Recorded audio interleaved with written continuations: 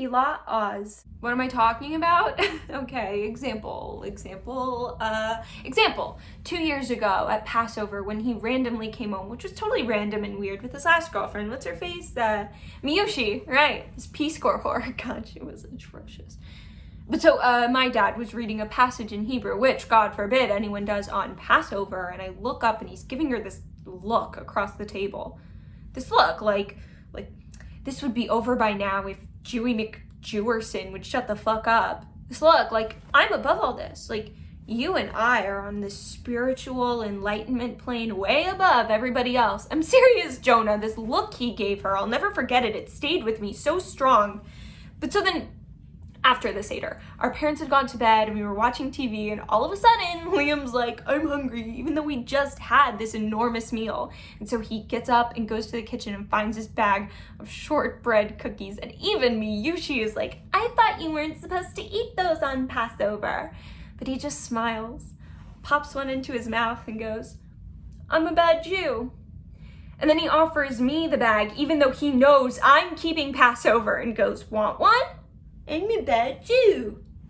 I'm not asking everyone to, I'm just saying I don't understand why he has to take such pride in how totally disdainful he is of, he is, Jonah, he is. If you choose not to see that, then that's your choice. But the fact remains, he looks down on me and he looks down on my family for being what he is, but doesn't want to be, and for not hating it. He looks down on us. You know, let's just drop it. It's whatever. Let's just drop it. Judah, my whole life I've been treated like a good little girl, and my whole life I've acted like one. I was a good student, which meant passively accepting everything my teachers, my parents taught me. I buried my doubts, I buried my questions. I wanted to do what was expected of me. But so often, I found that the world was not the place I'd been taught it should be, and every time that happened, there was like this whole other person inside of me yelling that I'd been tricked, that kept getting angrier and angrier. I was angry that all my life, every single personal choice had been taken from me, even the choice of who to marry, but that doesn't mean I did want to marry you, Judah. I did. There was something about you that I thought I could love. Something inside that I hoped you'd show me once we got married, except that after we got married, you were so quiet.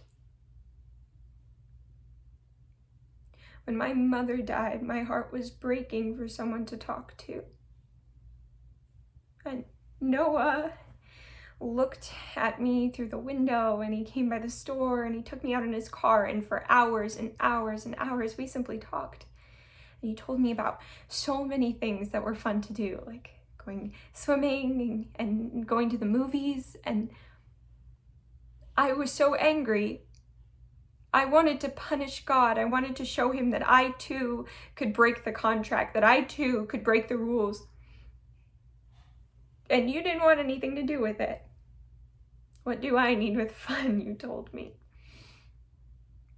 I was angry that you wouldn't be my partner. And Noah,